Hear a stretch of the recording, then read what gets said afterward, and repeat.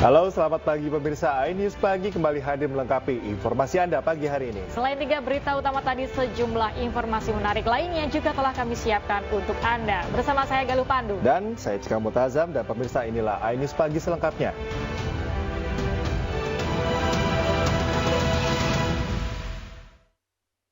Labbaik Allahumma labbaik, labbaik la syarika laka labbaik, innal hamda wan ni'mata laka wal mulk la syarika lak. Acara ini dipersembahkan oleh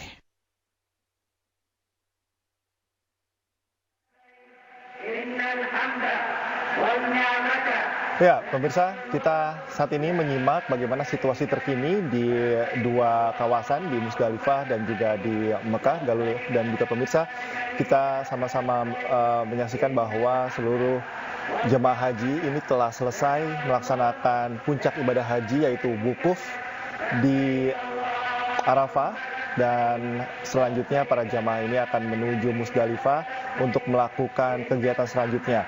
Bermalam di Musdalifah, atau bahasa lebih akrabnya kita bisa katakan mabit di Musdalifah. Ini para jamaah akan bermalam, memanjatkan doa, lalu disunahkan untuk mengumpulkan kerikil yang nantinya akan digunakan untuk ibadah selanjutnya di Mina, yakni lempar jamrah. Kita lihat bahwa memang ada beberapa himbauan yang sudah dikeluarkan oleh Kementerian Agama, bahwa bagi para jemaah yang memiliki uzur atau ada kendala kesehatan, maka diperkenankan untuk menghabiskan malam di dalam bus dan tidak perlu keluar dari kendaraan. Sementara memang bagi yang sehat secara jasmani, maka diwajibkan untuk menghabiskan malam di Musdalifah, untuk selanjutnya akan menghabiskan malam atau berdiam diri mabit di Mina sebelum nantinya akan melaksanakan kegiatan selanjutnya yang juga wajib, yakni lempar jamrah ula wusto, yang akan harus dan sangat wajib untuk dilaksanakan dalam rangkaian ibadah haji. Ya, pada pelaksanaan mabit ini adalah malam yang hening dan sangat ideal untuk melakukan kontemplasi, begitu ya. Sekali. Bertafakur, tadabur, merenung, mendekatkan diri kepada Allah Subhanahu wa taala dengan sampai lewat tengah malam. Betul. Dan setelah itu jemaah kemudian diperkenankan untuk menuju ke Mina. Betul. Tak hanya di Musdalifah, kita juga akan memantau situasi di Mekah. Bisa bahwa meskipun sebagian besar jamaah yang tentunya sedang melaksanakan ibadah haji ini sedang berada atau dipusatkan di Musdalifah dan Mina, sementara untuk di Mekah atau di kawasan Masjidil Haram ini juga sedang ada kegiatan, terutama untuk para jamaah yang akan melaksanakan ibadah umroh. Ini menjadi kesempatan biasanya, Galuh, bahwa mumpung Masjidil Haram sepi, karena jemaah haji sedang melaksanakan rangkaian ibadah di Musdalifah, biasanya memanfaatkan untuk ibadah umroh, karena nggak terlalu ramai jadinya. Ini bisa lebih fokus juga beribadah. Jadi sekalian ya, sekali dayung, 2-3 pulau terlampau ya. Betul.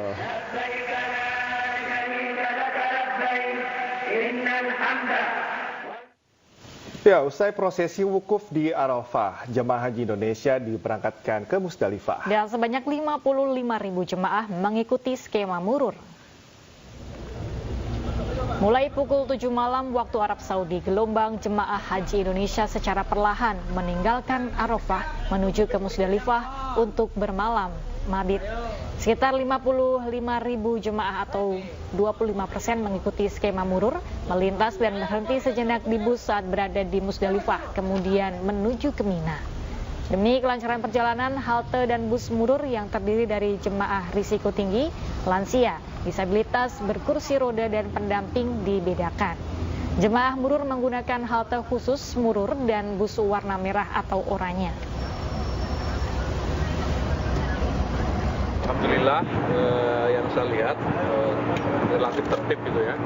Jamaah lansia, jamaah risti, jamaah disabilitas mendapatkan layanan yang baik dari petugas, dan bis juga yang untuk mengangkut para jamaah untuk murur ini juga sudah mulai berdatangan dan sebagian juga sudah naik untuk kita penuhi secara simultan nanti untuk yang jamaah normal yang melalui Musdalifah juga kita akan berangkatkan setelah maghrib.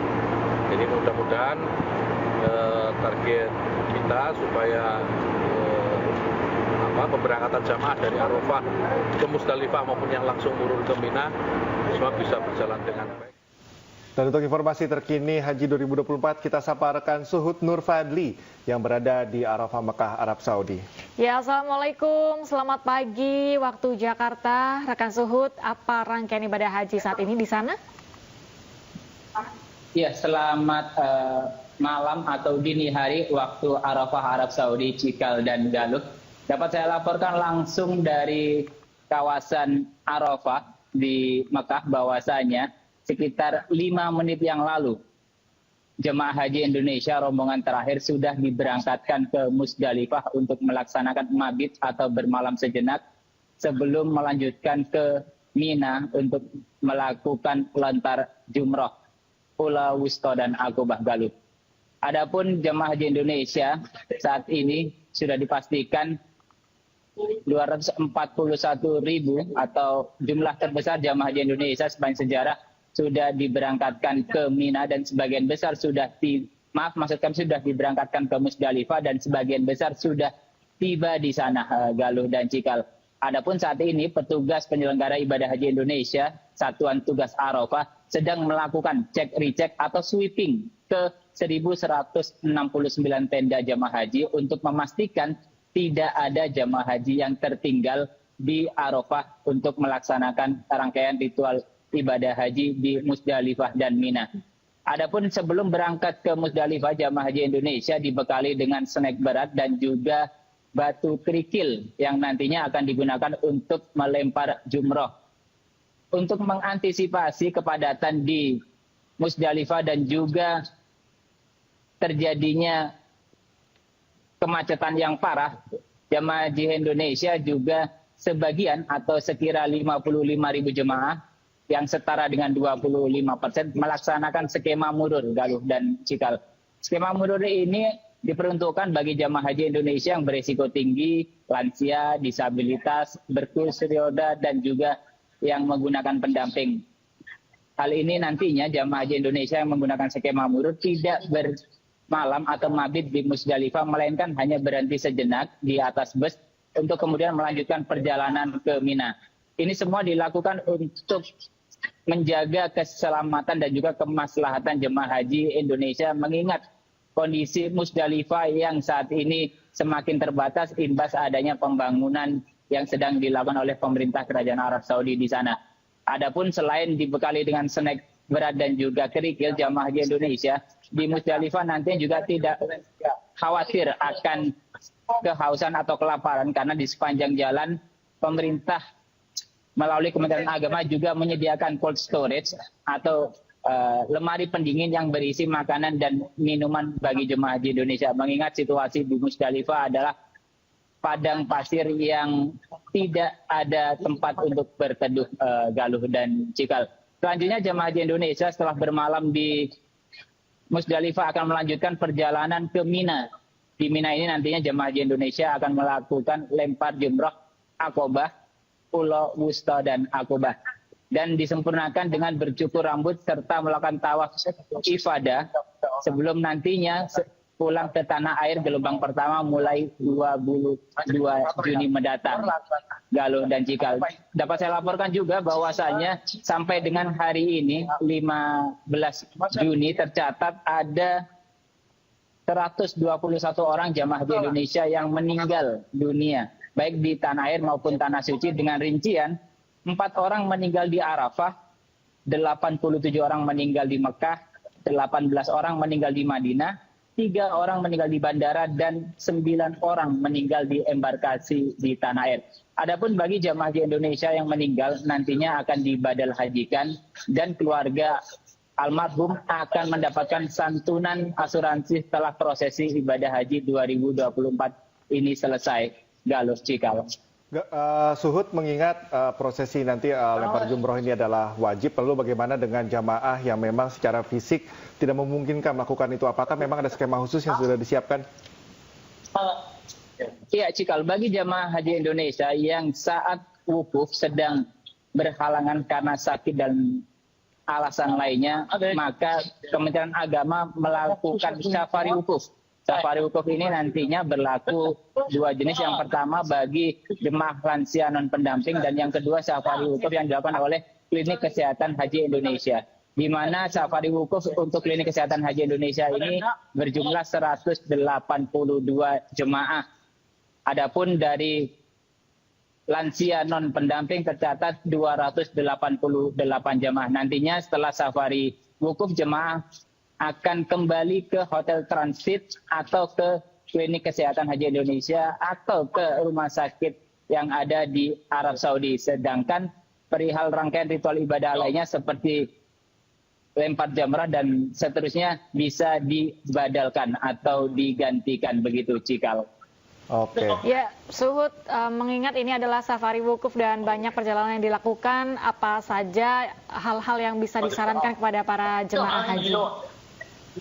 Ya, mengingat cuaca di Mekah, Arab Saudi yang cukup terik, di mana ketika siang sampai dengan sore cuaca bisa mencapai lebih dari 40 derajat Celcius, maka jemaah haji Indonesia diimbau untuk selalu menggunakan alat pelindung diri saat beraktivitas di luar ruangan seperti payung, kacamata, masker, dan juga selalu membawa minuman yang dicampur dengan Oralit untuk mengatasi dehidrasi, serta membawa multivitamin dan obat-obatan pribadi. Hal ini disarankan agar jemaah haji Indonesia memiliki daya tahan yang prima untuk menjalankan rangkaian ritual ibadah haji yang memang menuntut ketahanan fisik.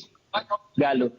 Baik, rekan Suhud, terima kasih atas informasi yang Anda sampaikan. Mengingat sudah selesai wukuf, puncak haji selesai, kita sudah bisa menyebut Haji Suhud Nur Fadli. Oke, terima kasih Suhud, tetap jaga kesehatan di sana. Ya, pemirsa, setelah wukuf di Arafah, rangkaian ritual ibadah haji dilanjutkan dengan mabit atau bermalam murur, berhenti sejenak di Musdalifah, kemudian menuju Mina untuk melempar jamrah.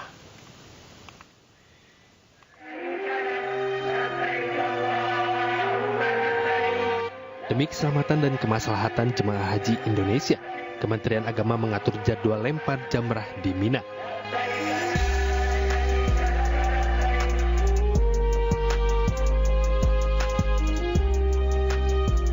Pada 10 Zulhijjah, jemaah bisa melempar jamrah Aqobah mulai pukul 12 malam hingga 4.30 pagi waktu Arab Saudi. Jemaah diimbau tidak melempar jamrah pada pukul 4.30 hingga 10 pagi. Jemaah bisa kembali melempar jamrah pada pukul 10 hingga 12 malam. Pada 11 Zulhijjah, jemaah bisa melempar jamrah mulai pukul 5 pagi hingga 12 malam waktu Arab Saudi. Pada 12 Zulhijjah, jemaah bisa melempar jamrah mulai pukul 12 malam hingga 10.30 pagi waktu Arab Saudi. Kemudian pukul 2 siang hingga 12 malam.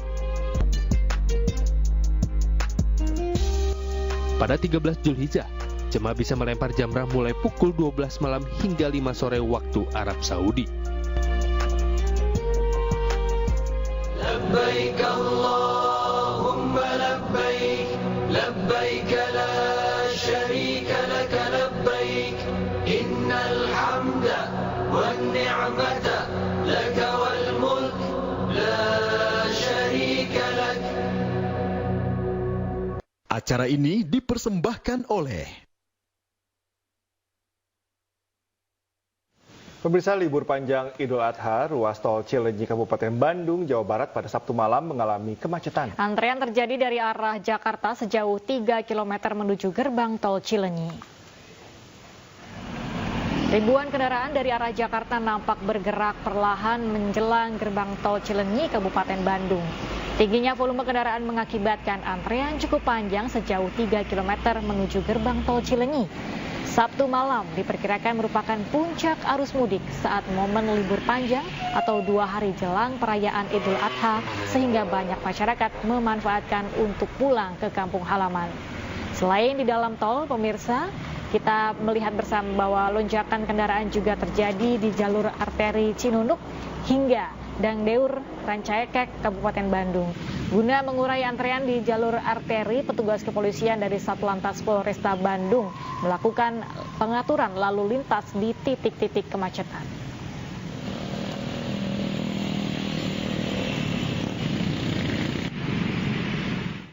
Libur panjang dan cuti bersama Hari Raya Idul Adha, sejumlah stasiun kereta api dipadati calon penumpang. Kementerian Perhubungan mencatat sekitar 800.000 penumpang menggunakan moda transportasi kereta api.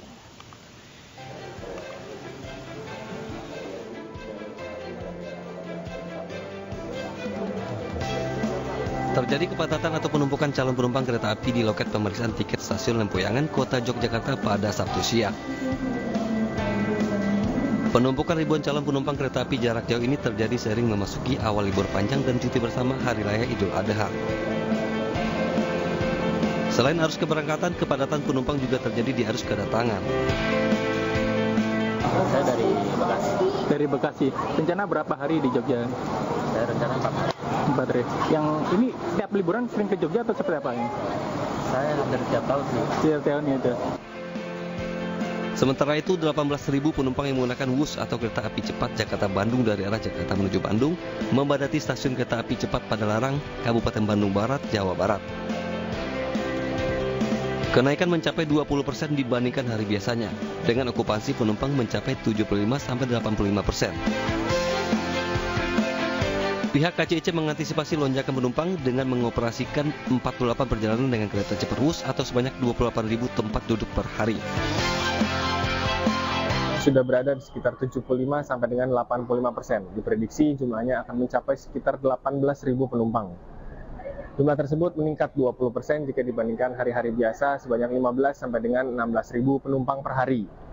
KCIC mengantisipasi dengan mengoperasikan 48 perjalanan WUS atau sebanyak 28.000 tempat duduk per hari. Guna memastikan masa angkut libur panjang di momen Hari Raya Idul Adha 2024, Menteri Perhubungan Budi Karya Sumadi yang didampingi oleh Direktur Utama KAI, Didi Hartantio meninjau dan menyapa penumpang di sejumlah stasiun seperti stasiun Purwokerto, Kroya, Tegal, dan Semarang Poncol, Jawa Tengah. Dari keterangan Menteri Perhubungan terdapat sejumlah rute yang menjadi idola masyarakat di masa libur panjang, yaitu Jakarta-Surabaya, Jakarta-Yogyakarta, Jakarta-Solo yang mendapatkan jatah tambahan tiket sebesar 20%. Long weekend beberapa hari ini dalam rangka Idul Adha. Apa yang dilakukan KAI sangat baik ya. Jadi sudah dipantau bahwa ada beberapa tempat yang menjadi tujuan favorit. Seperti Jakarta Surabaya, Jakarta Jogja, Jakarta Solo, Jakarta Bandung atau sebaliknya. Dari 9 daerah operasional tiket kereta api jarak jauh telah terjual sebanyak 811.000 kursi dari total 923.000 kursi yang disiapkan dalam masa libur Idul Adha 2024. Selain itu, Menhub juga melaksanakan sidak di Terminal Bus Baturaden, Kabupaten Banyumas untuk memastikan keamanan dan kelayakan armada bus di masa liburan. Tim Liputan Anis melaporkan. Dan pemirsa, untuk mengetahui informasi terkini arus mudik Idul Adha 2024, kita terhubung dengan rekan Indra Setiabudi di Stasiun Pasar Senen, Jakarta. Ya, halo, selamat pagi Indra. Bagaimana suasana arus mudik di Stasiun Pasar Senen? Apakah sudah terlihat keramaian di sana sebagai ini?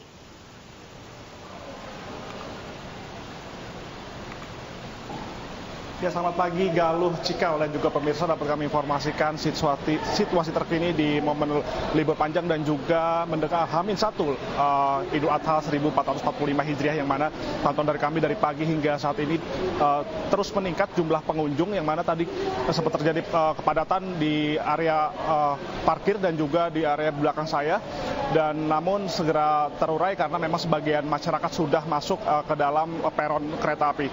Dan memang para masyarakat ini juga ada yang sampai tidur di daerah kereta api ini, yang mana takut ketinggalan karena kereta pertama yang jatuh pada pukul 5:48 waktu Indonesia Barat pada pagi hari ini. Dan data yang kami terima hingga saat ini setidaknya Daob 1 Jakarta menyediakan 254.000 kursi, dan itu dibagi ke 4 keberangkatan, yang mana terdiri dari stasiun Gambir, stasiun Pasar Senen, stasiun Cikarang maupun juga stasiun Bekasi Kota. Dan dari keseluruhan bahwasanya tiket sudah habis sebanyak 182.000, yang mana ini masih tersedia 70.000 lagi kurang lebih, yang mana ini masih diperjualbelikan untuk masyarakat umum. Dan rata-rata masyarakat umum telah membeli online dan proses meningkat pembelian pada tanggal periode 13 Juni 2024 hingga pada hari ini menjadi salah satu puncak arus mudik di pada momen libur long weekend dan juga mendekati Hari Raya Idul Adha 1445 Hijriah. Dan selain itu juga mengantisipasi lonjakan Galuh dan Cikal, bahwasanya Daob 1 Jakarta setidaknya menambahkan 9 kereta api tambahan yang terdiri dari kereta Parayangan, tambahan relasi Gambir Bandung, Argo Cirebon, dan juga kereta Manahan. Selain itu juga kereta Taksaka dan Sembrani, tambahan Gambir Surabaya Pasar Turi.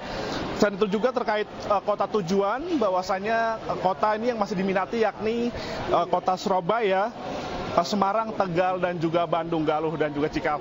Dan kami tidak berhenti untuk menghimbau bagi Anda yang melakukan arus balik, maksud kami arus mudik di momen libur long weekend dan juga memperingati hari besar Idul Adha 1445 Hijriah ini, dipastikan kondisi Anda dalam keadaan sehat selama proses perjalanan berlangsung, dan juga dipastikan keterisian barang bawaan Anda tidak berlebih, yakni di mana 20% saja, dan juga dipastikan barang bawaan Anda tetap dalam genggaman Anda selama proses perjalanan demi kenyamanan Anda selama proses perjalanan berlangsung menuju kota tujuan.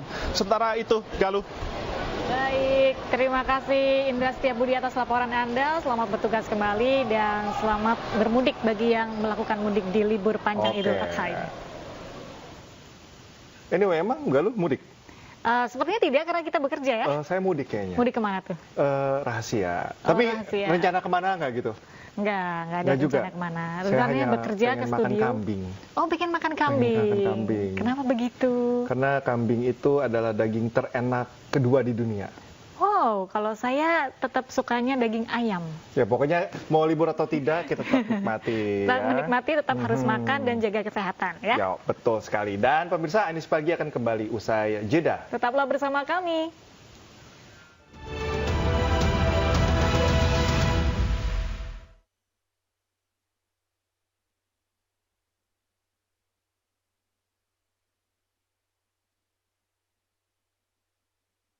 Coba deh kamu ke kantor Pegadaian.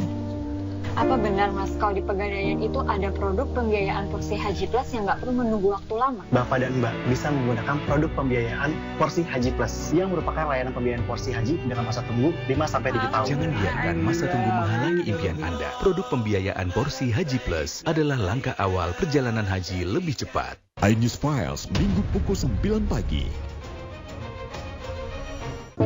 Sudah mengingini saja itu nggak boleh, apalagi sampai berhubungan. Nikah bahagia, bebas perselingkuhan. Salam Indonesia sehat dan bahagia. Saya tuh cuman berprinsip menikah 1 kali seumur hidup. Jadi apapun masalah yang saya hadapin, ya saya jalanin aja. Minggu pukul 6 pagi, hanya di iNews. Suara tak layak dibungkam. Intelektualitas perlu diuji. Integritas butuh konsistensi demi demokrasi yang hakiki. Suarakan kejujuran demi keadilan menuju kebenaran. Saya Aiman Wicaksono, saatnya rakyat bersuara. Australia Open 2024.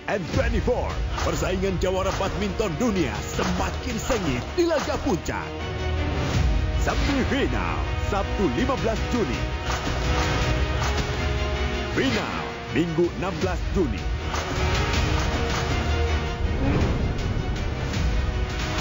Australia Open 2024 live exclusive only on iNews Premium Sports.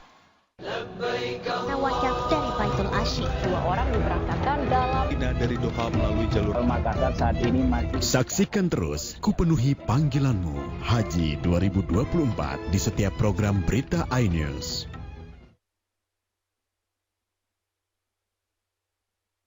Terima kasih Anda masih menyaksikan iNews Pagi. Pemirsa, kita beralih ke informasi selanjutnya. Sejumlah truk tronton di Pandeglang, Banten terbakar hebat.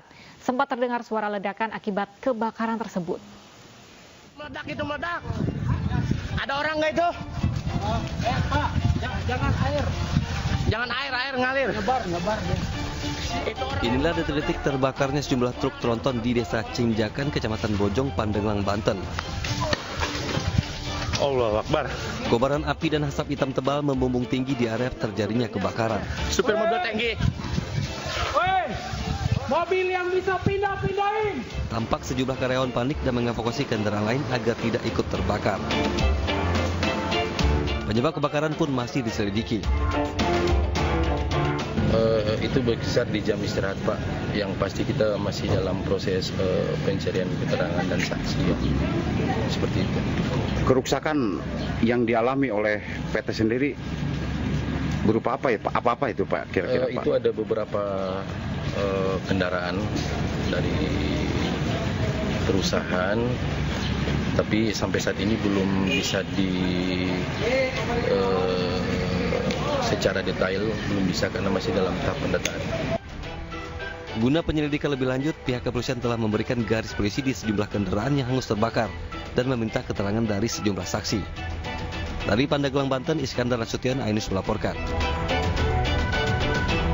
Beralih ke Sumatera, pemirsa, pasangan sejenis beserta sejumlah barang bukti alat mesum diamankan petugas Satpol PP saat menggelar razia di salah satu salon kecantikan di Bukit Tinggi, Sumatera Barat. Diduga salon tersebut kerap dijadikan tempat asusila.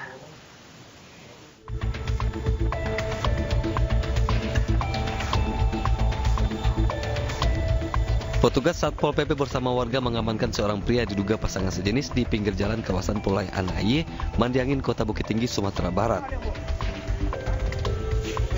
Usai menggeledah pelaku, petugas dan warga menggerebek salon kecantikan yang berada tak jauh dari lokasi. Di dalamnya petugas mendapati IN 32 tahun pemilik salon yang diduga tengah menunggu pasangannya. Petugas juga menemukan sejumlah alat bantu seperti pelumas hingga alat kontrasepsi. Pelaku sempat mengelak dan membantah tempat usahanya dijadikan tempat mesum. Namun sejumlah barang bukti dan kesaksian warga membuat pemilik salon tak berkutik. Ataupun penangkapan terduga LGBT. Terakhir tadi kita berhasil mengamankan 2 orang terduga LGBT ber-KTP luar Kota Bukit Tinggi. Sebagian besar berada di kos-kosan atau di kontrak-kontrakan. Karena telah 3 kali terbukti melanggar perda, salon kecantikan ini akan ditutup. Warga mengaku resah dengan maraknya aktivitas pasangan sejenis hingga seakan tak menghiraukan norma adat dan agama setempat. Dari Bukit Tinggi, Sumatera Barat, Wahyu Sikumbang, iNews melaporkan. Seorang anggota geng motor yang nyaris diamuk warga berhasil diamankan aparat kepolisian. Dari tangannya diamankan 2 senjata tajam. Kerusuhan ada dapat gamor ya. Beginilah situasi warga yang berhasil mengamankan seorang anggota geng motor di Jalan Budi Utomo, Kisaran, Asahan, Sumatera Utara. Anggota geng motor tersebut ditangkap setelah terjatuh dan ditinggal temannya saat dikejar sejumlah warga yang geram dengan aksinya. Dari tangannya disita 2 senjata tajam berupa celurit yang diduga akan digunakan pelaku untuk melakukan tawuran. Beruntung pihak kepolisian tiba di lokasi dan langsung mengamankan pelaku agar tidak menjadi bulan-bulanan warga. Dari Jajan Satuan Lalu Lintas Polres Asahan mengamankan 1 orang, salah satunya adalah geng motor. Telah diamankan juga 2 sajam yang digunakan untuk saling berkelahi dengan kelompok lain. Dan kami juga mendapatkan laporan informasi dari masyarakat di mana ada konten kami ketika memang melaksanakan patroli. Masyarakat bisa langsung melaporkan dan kami langsung hadir di TKP untuk memastikan tidak terjadinya keributan. Guna pemeriksaan lebih lanjut, pelaku dan barang bukti senjata tajam diserahkan ke Mapolres Asahan. Dari Asahan, Sumatera Utara, Ulil Amri, iNews melaporkan.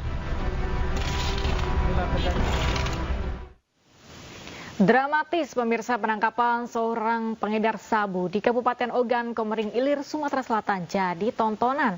Ratusan warga memadati jalan mengapresiasi penangkapan tersebut.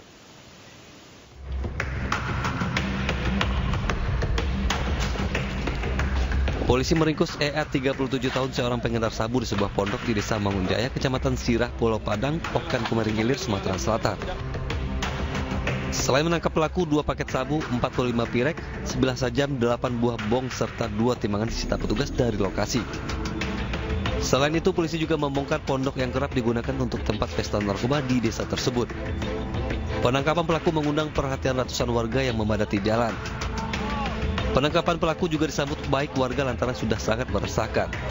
Untuk barang bukti ada 1 bilah tajam, kemudian ada 42 pirek, kemudian ada timbangan, kemudian ada juga 2 kantong kecil sabu, dan 1 alat untuk memisahkan sabu. Untuk TKP itu berada di Kebun Jeruk, yang jaraknya kalau dari jalan desa Mangunjaya itu masuk ke dalam itu lebih kurang 300 meter. Untuk mempertanggungjawabkan perbuatannya, pelaku dijerat dengan pasal 114 ayat 1 dan 112 ayat 1 KUHP dengan ancaman kurungan minimal 4 tahun penjara. Dari Kabupaten Oki, Sumatera Selatan, Fitriadi Ainus melaporkan. Tim Detasemen 88 menggerebek sebuah rumah kontrakan yang diduga dihuni oleh teroris di Kampung Kamojing, Desa Kamojing, Kecamatan Cikampek, Kabupaten Karawang, Jawa Barat. Terduga teroris yang ditangkap tersebut sehari-harinya berjualan sebagai pedagang bubur sumsum.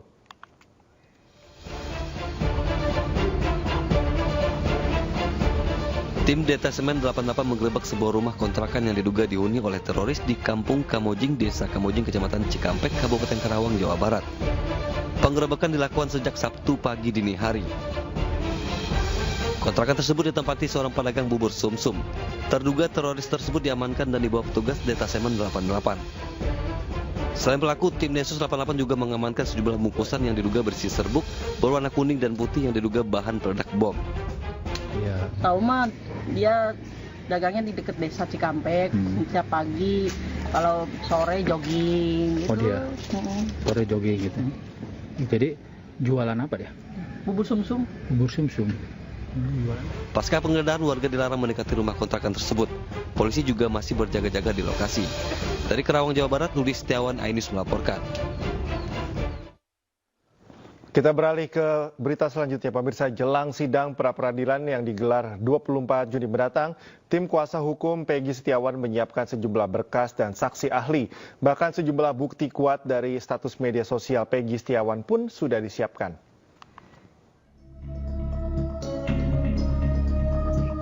Peggy Setiawan telah menjalani pemeriksaan tambahan terkait akun Facebooknya di Mapolda Jawa Barat.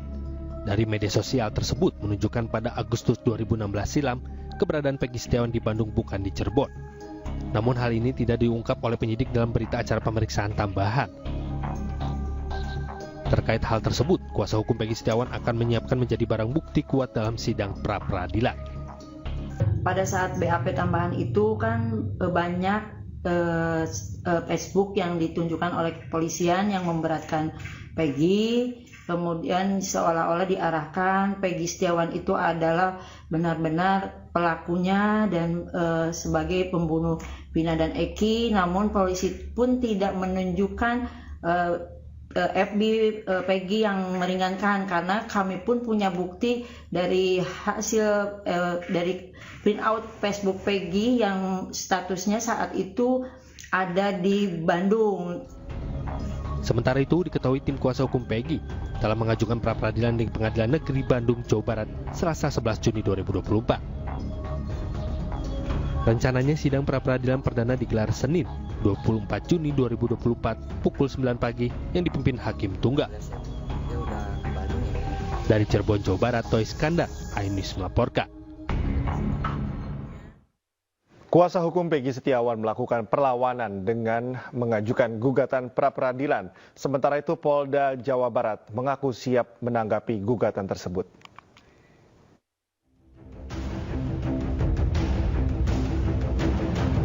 Kuasa hukum Peggy Setiawan semakin yakin untuk mengajukan gugatan pra-peradilan.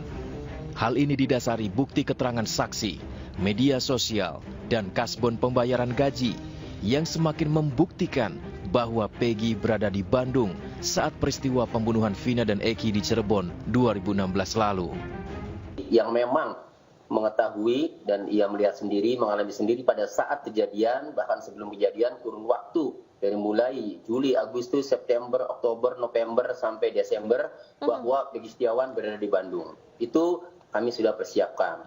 Selain itu juga kami menyiapkan juga jejak-jejak digital bahwa dalam kurun waktu dari mulai 2015, 2016 sampai 2017, 2018 Peggy Setiawan itu ya update terus statusnya, tidak pernah mencerminkan seorang buronan yang ngumpet, yang bersembunyi, selalu update, bahkan update lokasi kan.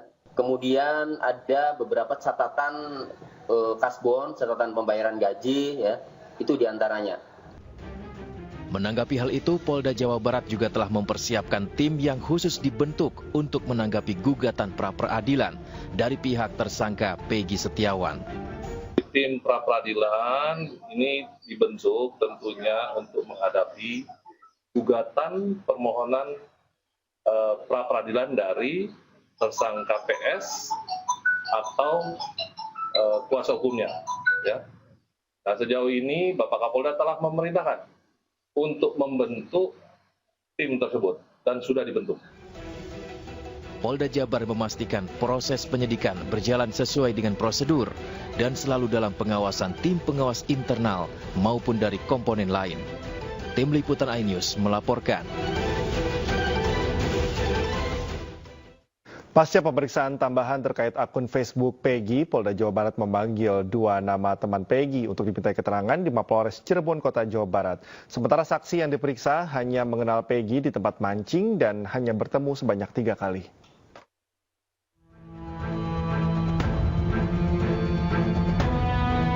Selain itu, didampingi tim kuasa hukumnya, Nurul Imam mendatangi Mapolres Cirebon Kota Sabtu siang.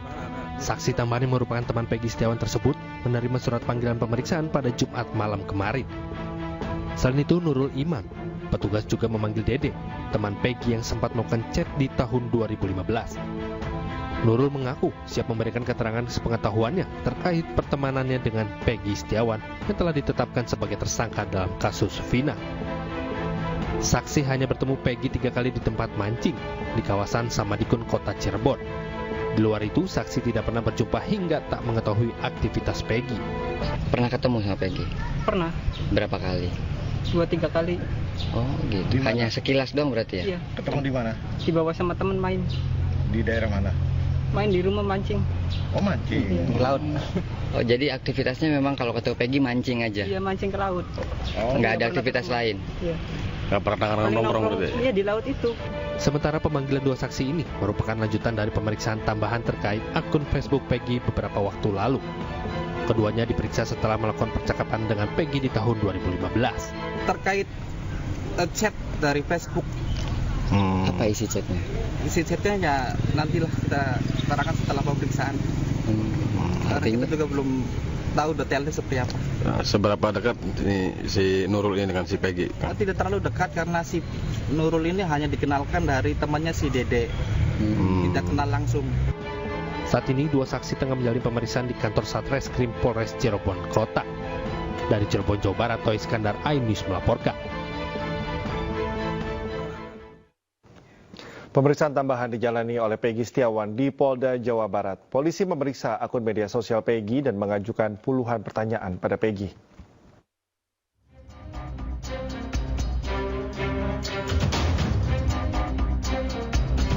Polda Jawa Barat kembali memeriksa Peggy Setiawan alias Perong. Pemeriksaan tambahan ini dilakukan untuk mendapatkan bukti pendukung kasus pembunuhan Vina dan Eki.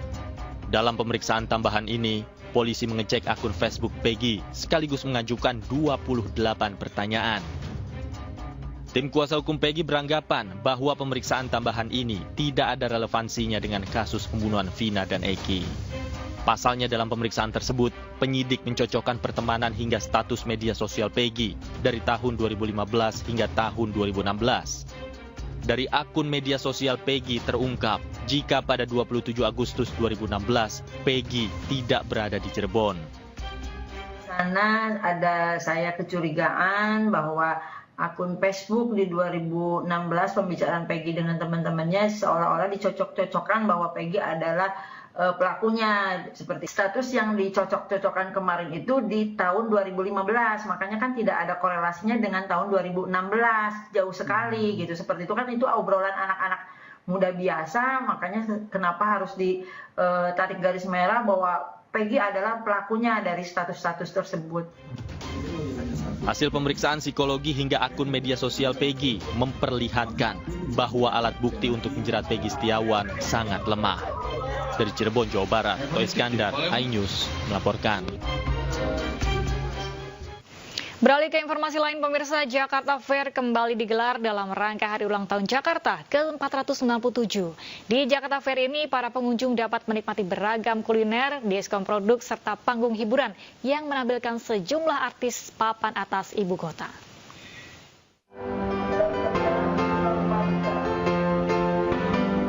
Dalam rangka HUT Kota Jakarta ke-497, Jakarta Fair kembali digelar di G-Expo Kemayoran mulai 12 Juni hingga 14 Juli 2024, menghadirkan pameran lebih dari 1.550 bus.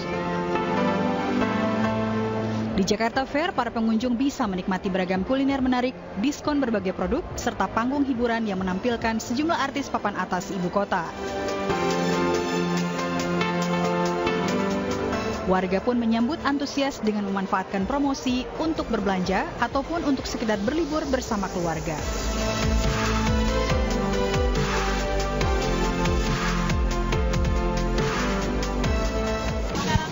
Wah, seru banget, rame. Pokoknya asik deh.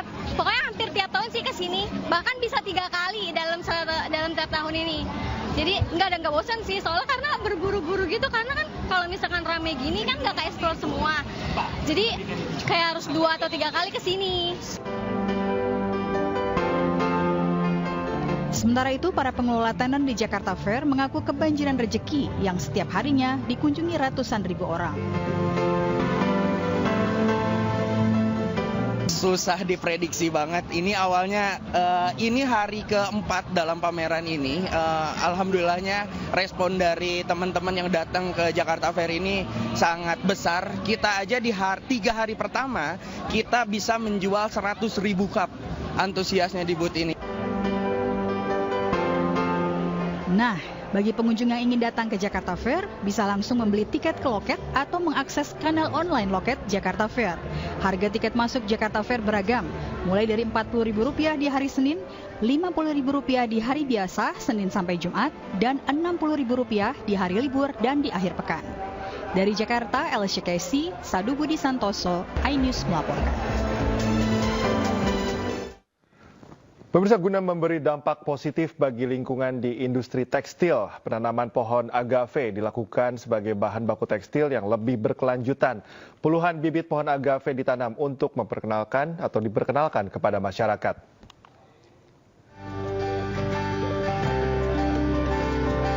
PT PLN Indonesia Power UBH terus berkomitmen tidak hanya fokus pada kegiatan bisnis, tetapi juga memberi dampak positif pada kehidupan masyarakat. Kali ini sebagai bentuk kepedulian terhadap lingkungan hidup di industri tekstil, PT PLN Indonesia Power UBH melaksanakan program penanaman pohon agave di lingkungan Museum Tekstil Jakarta Barat. Program ini bertujuan untuk mempromosikan penggunaan agave sebagai sumber bahan baku alternatif yang berkelanjutan untuk industri tekstil. Mengingat pohon agave merupakan salah satu alternatif bahan baku tekstil yang lebih berkelanjutan dibandingkan serat sintetis atau bahkan kapas yang membutuhkan banyak air dan pestisida.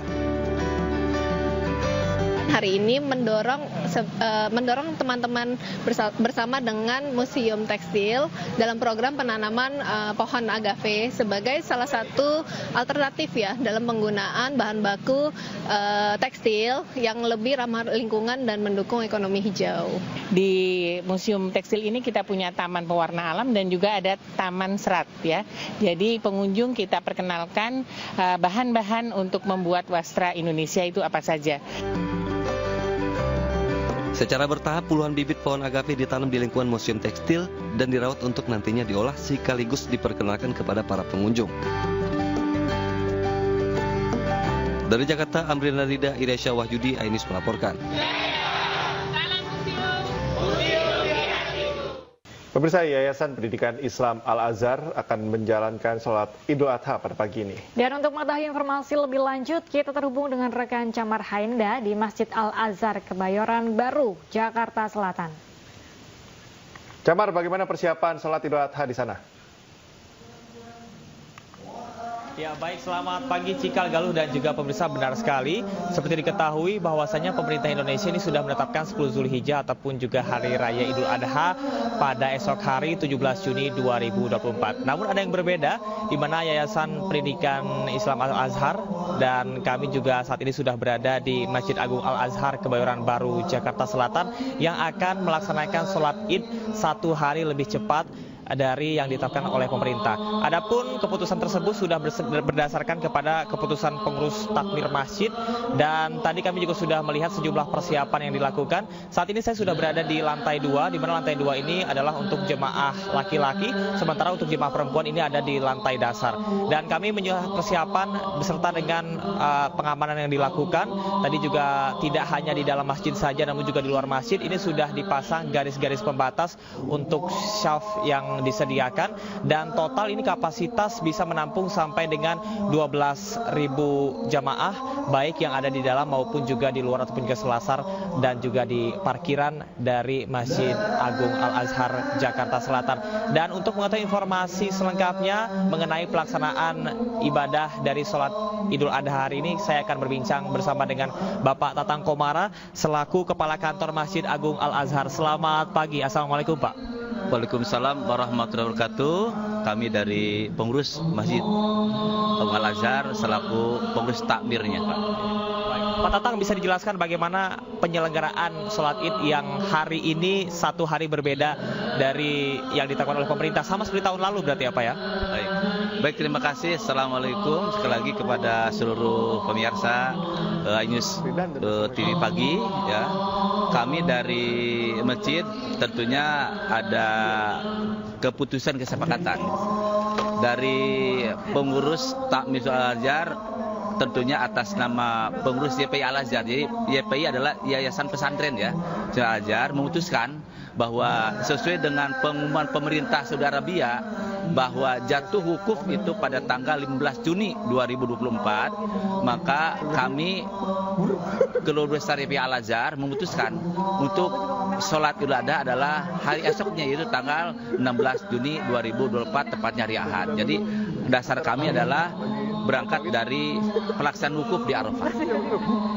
Untuk pelaksanaan penyembelihan hewan kurban, apakah akan dilaksanakan hari ini atau seperti apa, Pak? Baik, untuk pelaksanaan penyembelihan kami bersepakat sehubungan dengan berbagai pertimbangan kami adalah kita akan potong pada hari Senin tanggal 17 Juni 2024. Kapasitas yang bisa ditampung di masjid ini seperti apa, Pak, dan persiapannya apakah ada kendala, Pak? Ya baik, kami seperti tahun-tahun yang lalu untuk persiapan sarana ada plan A dan plan B. Untuk plan A-nya kita di lapangan, seperti yang sudah kita lihat, sudah ada garis-garis semuanya, dan itu menyangkut seluruh area masjid ini. Plan B-nya inilah karena cuaca yang tidak memungkinkan, hujan dari mulai sore kemarin sampai barusan masih tetap gerimis, maka kami ambil tindakan untuk ada di ruang utama masjid dan aula. Insya Allah kapasitasnya sudah kita prediksi 12.000 kurang lebih, kita area ini bisa menampung jamaah walaupun ada di masjid. Pak Tatang, meskipun ada perbedaan untuk pelaksanaan ya Pak ya, tapi maknanya tentu sama. Apa makna Idul Adha yang disampaikan kepada masyarakat, Pak? Pertama, bahwa dengan perbedaan ini, satu, kita ambil hikmah pertama, yang kedua tidak terjadi adanya hal yang adanya perpecahan lah, itu tidak mungkin kan, tapi justru dengan kurban ini adalah memberikan spirit buat kita bagaimana ada pengorbanan buat kita semua ya. Terima kasih Pak Tatang atas informasinya, mudah-mudahan sholat Id berjalan dengan lancar. Baik, terima kasih. Ya, Galuh, Cikal, itu dia tadi perbincangan kami bersama dengan pengurus dari Masjid Agung Al-Azhar, dan untuk sholat Id ini akan digelar pada pukul 7 pagi. Sementara untuk persiapan seperti yang sudah disiapkan tadi, bahwasanya ada pengamanan baik dari dalam maupun juga luar. Kemudian bagi masyarakat yang akan melaksanakan sholat Id hari ini bisa langsung datang ke Masjid Agung Al-Azhar di Kebayoran Baru, Jakarta Selatan. Dan untuk laki-laki ini bisa menuju ke pintu timur, sementara untuk akhwat ataupun juga perempuan ini bisa menuju ke lantai dasar di lokasi yang sama. Sementara demikian, Cikal dan Galuh. Terima kasih atas laporan Anda melaporkan langsung dari kawasan Kebayoran Baru. Terima kasih, selamat bertugas kembali. Dan pemirsa, kita menuju informasi selanjutnya. Majelis Maulid wa Ta'lim Riyadul Jannah menggelar haul ke-10 Kiai Haji Abdul Rahim Syazili, sang penuntun jalan cinta di Kota Batu, Jawa Timur. Ya, acara haul tersebut dihadiri ribuan jamaah yang melantunkan sholawat dan ayat-ayat suci Al-Quran.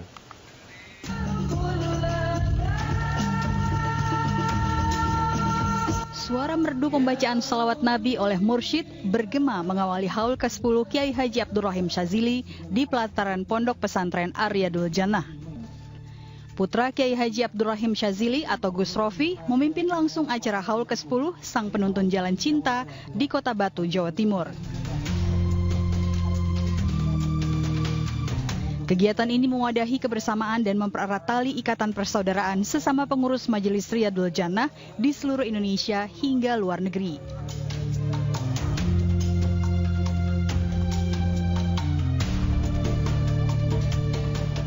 Gus Rofi bin Kiai Haji Abdul Rahim Syazili pun berpesan agar umat menjadi hamba Allah yang saling bersaudara di negara kesatuan Republik Indonesia, sehingga menjadi negara yang aman dan tentram. Kalau harapan saya sendiri, mudah-mudahan Indonesia ke depan setelah adanya Pilpres ini, mudah-mudahan nantinya Allah menyatukan kita semuanya. Allah menjaga keselamatan Indonesia daripada segala perpecahan. Kita adalah satu, yaitu Indonesia. Selain para mubalik, habaib dan kiai Semalang Raya, acara ini juga dihadiri Kapolda Jawa Timur dan jajaran Danrem Baladika Jaya Malang. Dari Batu, Jawa Timur, Saif Hajarani, iNews melaporkan. Beralih ke informasi lain, pemirsa, hujan deras mengguyur Jakarta sejak Sabtu malam membuat ruas Jalan Kemang Utara 9 Pancoran Jakarta Selatan tergenang banjir setinggi 50 hingga 80 cm. Arus lalu lintas lumpuh total dan membuat tempat penjualan hewan kurban tergenang. Inilah kondisi ruas Jalan Kemang Utara 9 Pancoran Jakarta Selatan yang tergenang banjir pada Minggu dini hari. Banjir diakibatkan hujan deras sejak Sabtu malam dengan durasi yang cukup lama. Ketinggian air bervariasi mulai dari 50 hingga 80 cm, membuat arus lalu lintas di kawasan Kemang Utara 9 lumpuh total. Selain mengganggu aktivitas warga, pedagang hewan kurban pun terganggu sebab tempat penjualan hewan kurban turut tergenang air.